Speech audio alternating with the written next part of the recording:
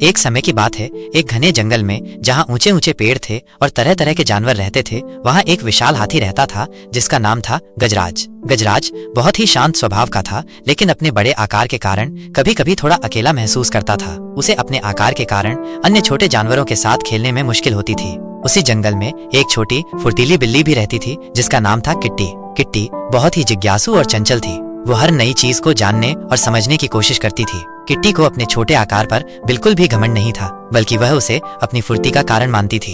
एक दिन गजराज नदी के किनारे पानी पी रहा था। तभी किट्टी वहां आई और उसे देखकर थोड़ी हैरान हुई। किट्टी ने पहले कभी इतने बड़े जानवर को इतने करीब से नहीं देखा था। वह अपनी जिज्ञासा रोक नहीं पाई और धीरे धीरे गजराज के पास जाने लगी। गजराज ने किट्टी को अपनी ओर आते देखा। उसे लगा कि वो भी अन्य जानवरों की तरह डरकर भाग जाएगी, लेकिन किट्टी नहीं भागी। वो पास आकर बैठ गई और अपनी पूंछ हिलाने लगी।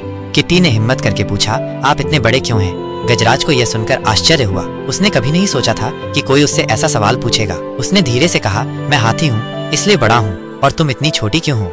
किट्टी ने जवाब दिया, मैं बिल्ली हूँ इसलिए छोटी हूँ, लेकिन छोटे होने के भी अपने फायदे हैं। मैं कहीं भी आसानी से छुप सकती हूँ और हर जगह चढ़ सकती हूँ। उनकी दोस्ती यहीं से शुरू हुई। गजराज ने किट्टी को अपनी पीठ पर बिठाकर जंगल की सैर कराई। किट्टी ने उसे छोटे छोटे रास्तों और फूलों के बारे में बताया जिन्हें गजराज कभी नहीं देख पाता था। एक बार जंगल में तेज बारिश हुई और एक छोटा सा रास्ता कीचड़ से भर गया। किट्टी उस रास्ते से पार नहीं जा पा रही थी। गजराज ने अपनी सूंड से एक बड़ा पेड़ की टहनी उठाई और किट्टी को उस पर बिठाकर दूसरी तरफ छोड़ दिया। किट्टी ने गजराज का धन्यवाद किया। दूसरी बार कुछ शिकारी जंगल में आ गए थे। गजराज अपने बड़े आकार के कारण आसानी से दिखाई दे रहा था। किट्टी ने उसे बताया कि वो पेड़ों के पीछे छिप जाए, लेकिन गजराज को छिपना नहीं आता था। तब किट्टी ने एक तरकीब सोची। उसने पास के एक बिल में घुसकर जोर जोर से आवाजें निकालना शुरू किया, जिससे शिकारियों का ध्यान भंग हो गया और गजराज को छिपने का मौका मिल गया।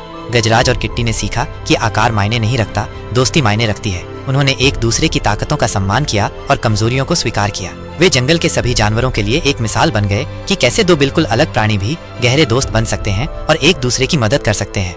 इस कहानी से हमें ये सीख मिलती है कि असली दोस्ती आकार या पहचान पर निर्भर नहीं करती, बल्कि एक दूसरे के प्रति सम्मान, समझ और मदद करने की भावना पर आधारित होती है।